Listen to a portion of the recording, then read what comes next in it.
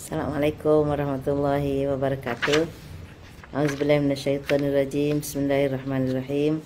Alhamdulillahirabbil alamin. Wa bihi nasta'in. Wassalatu wassalamu ala asyrafil mursalin wa ala alihi wa sahbihi ajma'in. Alhamdulillah, jumpa lagi hari ini, hari yang ke-16 Ramadan. Terima kasih kepada sahabat-sahabat yang masih sudi untuk mengikuti tazkirah Balighu anni walau ayah sepanjang Ramadan ini. Alhamdulillah, dengan izin Allah dapat saya manfaatkan setiap hari Ramadan dengan menyampaikan tafsir satu ayat daripada surah Saba. Ya, jadi hari ini hari yang ke-16, jadi kita masuk ayat yang ke-16 insya-Allah. Dalam ayat yang ke-16 ni sebenarnya ekoran daripada ayat yang ke-15 yang telah kita bincangkan semalam, di mana Allah Subhanahu Wa Taala menceritakan tentang Saba. Saba ini dia boleh jadi nama tempat ataupun nama kabilah, ya. Namun Saba ini menerima anugerah nikmat yang tak ternilai banyaknya, dengan tanah yang subur, dengan pelbagai jenis tanaman, buah-buahan yang sangat mewah. Jadi dengan nikmat yang besar itu, Allah perintahkan kepada mereka, kulu mir rizqi rabbikum. Jadi Allah kata, makanlah daripada rezeki Tuhanmu. Maknanya nak makan tu kena ingat ni, semua ni adalah rezeki daripada Tuhan kamu. Itu satu, ya. Mengiktiraf bahawa segala nikmat yang ada adalah rezeki daripada Tuhan. Dan nikmati semua tu, washkurulah. Jadi dah tahu nikmat ni daripada Tuhan, maka bersyukurlah dengan segala nikmat ni. Jadi dan menguatkan dengan nikmat tu, Allah sifatkan negeri mereka sebagai baldatun thayyibatun. Inilah sebuah negeri yang memang makmur, memang aman, memang sejahtera. Kita dah sebut semalam kesejahteraannya, di mana selain daripada buminya yang subur, buah-buahan yang lebat yang tak terkira banyaknya, dia juga diselamatkan daripada segala ancaman makhluk-makhluk perosak, seperti ular ke, lalat ke, nyamuk ke, segala perkara yang boleh mengancam kesejahteraan buah-buahan dan tanaman mereka ditiadakan oleh Allah Subhanahu Wa Taala. Maknanya dihalang daripada pembiakannya. Warabbun ghafur, dan Tuhan yang Maha pengampun. Apabila kamu mengekalkan iman, mengekalkan amal, mengekalkan hidup dalam mengiktiraf nikmat dan bersyukur kepada Allah, maka Allah terus melimpahkan keampunan sehingga ke akhirat kamu tidak akan mendapat siksa daripada Allah Subhanahu Wa Taala. Jadi itu gambaran kemewahan yang Allah kurniakan kepada Saba. Okey, dan kalau kita Saba ni kita katakan sebuah tempat, sebuah negeri, sebuah daerah, ianya terletak di Yaman, ya, di selatan Yaman. Ataupun kalau kita kata kabilah pun, maknanya kabilah yang hidup di situlah, maknanya dia merujuk kepada satu daerah di Yaman tu. Okey, jadi apa berlaku? Ini Allah nak sebut dalam ayat yang ke-16. Fa'aradu. Maka mereka ingkar, berpaling. Jadi a'radu ni maknanya berpaling ataupun ingkar daripada perintah Allah Subhanahu Wa Taala. Okey, ada seorang bagi salam. Waalaikumsalam warahmatullahi wabarakatuh. Ahlan wa sahlan. Terima kasih, ya, kerana sudi bersama dalam tazkirah petang ni. Jadi fa'aradu ni maknanya berpaling. Maknanya tak taatlah kepada perintah Allah. Kalau dalam ayat yang ke-16 tu Allah kata kulu mir rizqi rabbikum, makanlah daripada rezeki Tuhanmu. Tetapi mereka makan mereka tak kata ni daripada rezeki Tuhan. Tapi bila mereka menikmati buah-buahan yang lazat, yang enak tu, mereka kata ini hasil usaha mereka, hasil kerja mereka. Mereka yang tanam, mereka yang usahakan, jadi mereka yang dapat hasilnya. Jadi apabila nikmat itu sendiri tidak diiktiraf datangnya daripada Tuhan, daripada Allah Subhanahu Wa Taala, maka tak adalah syukur. Jadi itulah antara keingkaran. Maknanya bukan semestinya mereka kafir kepada Allah, mereka tak beriman, keluar daripada agama Allah, tapi mereka mengkufuri nikmat Allah, mengingkari bahawa segala kemewahan yang ada datangnya daripada Allah Subhanahu Wa Taala. Jadi dalam tafsir menyebut bahawa peringatan demi peringatan diberikan kepada mereka, diutus beberapa orang rasul, ya. Wallahu alam, kalau ikut dalam Ibnu Katsir ni, dia kata ada riwayat mengatakan Allah menghantar 12,000 nabi. 12,000 nabi untuk memberi peringatan, wallahu alam, ya. Tapi dalam tafsir lain Al-Alusi dia sebut 13 orang. Jadi wallahu alam berapa ramai, tetapi apa yang kita faham, Allah Subhanahu Wa Taala tidak biarkan mereka dalam kufur itu. Sebaliknya Allah menghantar nabi memberikan peringatan demi peringatan. Jadi bukan sedikit, ya, yang Allah hantar peringatan melalui nabi-nabinya. Jadi mereka tetap enggan. Jadi apa lagi balasannya? Fa'aradu, dah enggan juga. Fa'aradu fa'arsalna alaihim sailal arimi. Lalu kami hantarlah sebagai balasannya, hantar kepada mereka sailal arim. Sailal ni makna dia banjir lah. Kebetulan sekarang tengah hujan lebat kat luar sana, harap-harap tak berlaku banjir lah kan. Kalau banjir pun janganlah sampai banjir macam yang terkena kat atas Sabak ni. Ya, sailal arim maknanya banjir yang memusnahkan. Jadi arim ni apa makna?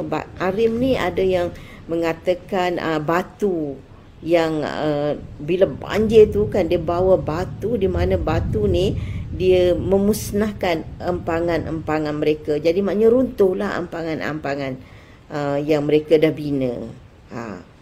Dan ada juga mengatakan arim ni adalah tikus. Tikus-tikus besar, yang mana tikus ini yang menebuk, tikus besar benar lah ni yang dapat menebuk apa ampangan tu. Ampangan biasanya dibina daripada apa, batu ke. Jadi tikus-tikus ni menebuk ampangan tu, jadi dia dah melubangkan, dia tak dapat tahan air, jadi air keluar dengan banyaknya, ya. Jadi banjir itu meruntuhkan bangunan, meruntuhkan ampangan, dan meruntuhkan pokok-pokok. Habislah dah. Jadi air dalam ampangan yang selama ini menjadi tempat tadahan tu dah kering kontak, tak ada langsung, kan, dah pecah. Jadi negeri itu ditimpa banjir besar, dan akhirnya bila dah kering banjir tu, air pun dah kering. Itu maksudnya. Tapi satu hal, ya, yang kita ambil pengajaran di sini, yang tak sebut dalam ayat ni lah, maknanya air kan, banjir tu air lah kan. Jadi kita tahu bahawa air ni adalah sumber kehidupan kita, antara keperluan asas kita. Tapi dengan air juga Allah boleh menjadikan ia sebab kemusnahan kita. Faham tak? Faham tak? Air lah kan. Jadi kita perlukan air, tapi air juga boleh menjadi sebab musnah, hancurnya kehidupan manusia. Okey, dan kita tengoklah Firaun pun tenggelam dalam air juga kan.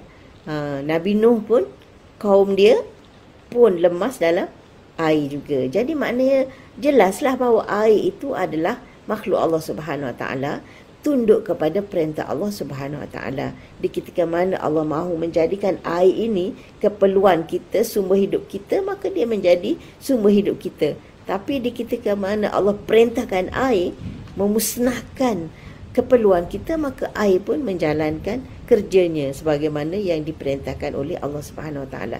Jadi mana Allah dia nak memusnahkan makhluk dia, nak memberi pengajaran kepada manusia ni, dia tak payah datangkan benda baru kan.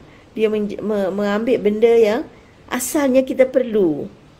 Air. Selama ni kita gunakan air untuk keperluan hidup kita, tiba-tiba air itu sendiri yang datang mencurah-curah untuk menghancurkan kehidupan kita.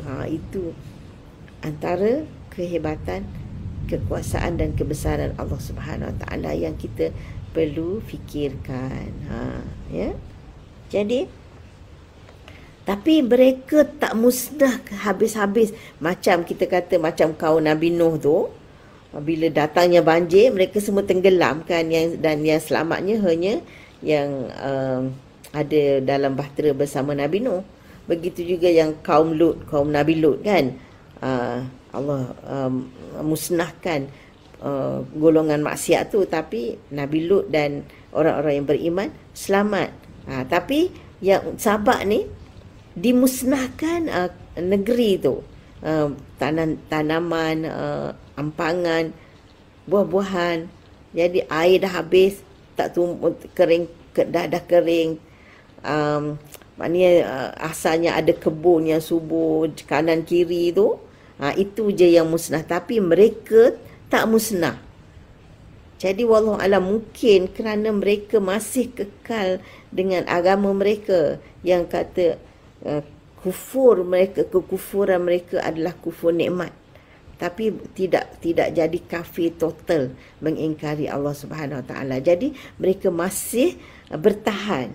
Tapi pokok-pokok yang berbuah lebat tu dah tak ada, diganti dengan yang lain. Itu Allah sebut di sini, wa badalnahum, kami gantikan mereka bijannataihim, dengan dua kebun mereka yang Allah sebut dalam ayat 16 tu, an yamin wa shimal tu, kiri dan kanan. Allah dah ganti dengan apa? Jannataini, dengan dua kebun lain. Kalau sebelum ni dua kebun yang lebat dengan buah-buahan yang enak, yang boleh dimakan. Tapi selepas berlakunya banjir, maka Allah ganti kebun yang subur itu, dengan buah-buahan yang lebat itu, dengan kebun yang apa? Jannataini zawatai ukulin khamtin wa aslin. Jadi ada dua kebun juga, tapi dah diganti dengan zawatai ukulin khamtin. Yang mana rasa khamtin ni, dia kata buah yang buah yang berduri, pokok yang berduri dan buahnya pahit. Khamtin ni. Dan wa aslin ni, dia kata buah yang pokok yang tak ada daun dan tak berbuah. Berbuah pun jarang-jarang. Wallahu alam. Kalau dalam Wikipedia dia sebut aslin ni buah yang tak ada daun. Dan ada dalam tafsir sebut buah yang tak berbuah kecuali sangat jarang. Dalam bahasa Inggeris dia sebut tamarix. Wallahu alam. Saya pun tak tahulah kan, tengok gambar pun tak kenal ya. Jadi maknanya diganti dengan pokok yang tak berfaedah untuk mereka. Bukan tak ada pokok langsung, tapi tak faedah. Dan apa? Dan satu lagi dia sebut wasyai'im min sidrin qalil, dan sedikit daripada sidr. Sidr ni kita tahu pokok bidara. Pokok bidara ni pun pokok yang banyak duri dan buah dia apa rasa ya? Pokok bidara ni. Jadi tapi qalil. Artinya Allah Subhanahu Wa Taala dengan rahmatnya masih ada juga buah yang mereka boleh makan, tapi sikit, iaitu sidr. buah sidr. Jadi artinya Allah tak hapuskan segala-galanya, tak hapuskan semua sekali. Jadi ada pokok, kalau satu jarang berbuah, buah pula pahit. Kalau lalu nak makan, makanlah kan. Lepas tu aslin, buah yang pokok yang tak ada daun pun tak ada buah. Jadi tak boleh dimanfaatkan juga. Wallahu alam, kalau ada teknologi kan boleh tukar yang pahit je jadi manis ke, ataupun menyelerakan untuk makan. Itu wallahu alam lah kan. Tapi maknanya ada lagi lah Allah bekalkan pokok untuk mereka. Dan syai'in min sidrin qalil, dan ada sedikit pokok bidara. Pokok bidara ni yang ada buah, tapi tak banyak. Bagi jugalah tak musnahkan semua. Jadi itulah ganjaran balasannya kepada mereka yang kufur. Jadi Allah, kita sambunglah, sebab ayat yang ke-17 ni dia sambungan dia kepada 16 tu, zalika jazainahum bima kafaru. Itulah kami balaskan kepada mereka, jazainahum bima kafaru, dengan sebab mereka kufur. Mereka kufur. Jadi kemungkinan kufur di sini makna dia adalah kufur nikmat, tidak mensyukuri nikmat. Wahal nujazi illal kafur, dan adakah kami memberikan balasan kecuali orang yang kafur. Kafur maknanya sangat kufur, sangat mengingkari nikmat. Jadi itulah balasan daripada Allah Subhanahu Wa Taala kepada mereka yang diberikan nikmat yang melimpah ruah tetapi tidak mensyukuri nikmat yang Allah dah berikan itu. Maka Allah gantikan nikmat yang mewah itu dengan kesusahan dan keperitan. Nak makan pun susah, ada pokok pun pokok tak berbuah, ada pokok yang ada buah pun sikit sangat. Jadi padahal selama ini mereka dikurniakan dengan kemewahan yang tak tergambar.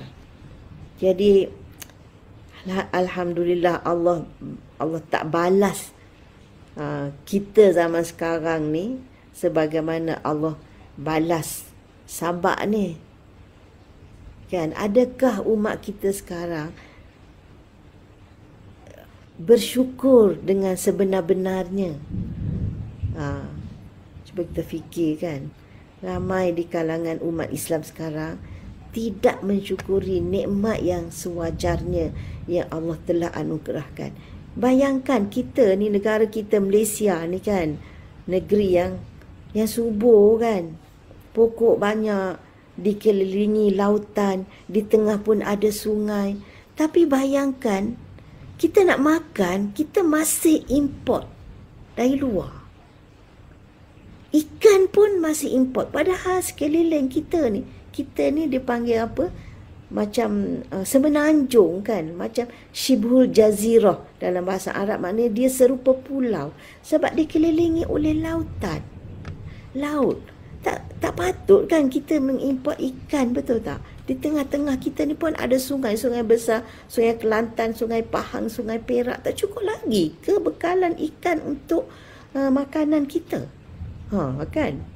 Tanah pula subur, kata letaklah apa pun senang je tumbuh kan. Kalau duduk di Shah Alam ni, kat depan tu ada tanah sekakang kera je, tapi tanam apa pun tumbuh, suburnya. Tapi macam mana kita masih mengimport makanan? Adakah itu bukan tanda kita tidak menggunakan nikmat yang Allah beri dengan sebaik-baiknya kan? Merancang penanaman makanan untuk mengisi keperluan penduduk kita. Wallahu alam, kalau bagi saya ini adalah salah satu daripada kelemahan dalam merancang kan, supaya kita sebenarnya kita tak perlu lagi kan nak import makanan-makanan ni. Bahkan mungkin kalau dirancang betul-betul boleh ekspor lagi, betul tak? Wallahu alam jadi tapi alhamdulillah Allah belum tarik nikmat-nikmat yang Allah dah kurniakan ini, sebagaimana Allah tarik nikmat daripada kaum ataupun penduduk Sabak ni ya. Jadi sama-sama kita fikirkan supaya kita dapat memperbaiki kehidupan kita pada masa akan datang, insya-Allah. Jadi hari ini kita ambil 2 ayat, iaitu ayat 16 dan 17. Kalau panjang umur, insya-Allah kita akan sambung ayat yang ke 18. Sebenarnya masih belum habis cerita Sabak ini ya. Ayat ke-18 ini pun masih lagi berbicara tentang Sabak. Sebab apa? Sebab mereka belum dimusnahkan sepenuhnya. Mungkin ada lagi ujian-ujian yang menimpa mereka dalam ayat yang ke-18 dan 19 ni, insya-Allah ya. Jangan lupa untuk ikuti sambungannya esok dengan izin Allah Subhanahu Wa Taala, insya-Allah. Jadi sekian dulu untuk hari ini. Wassalamualaikum warahmatullahi wabarakatuh.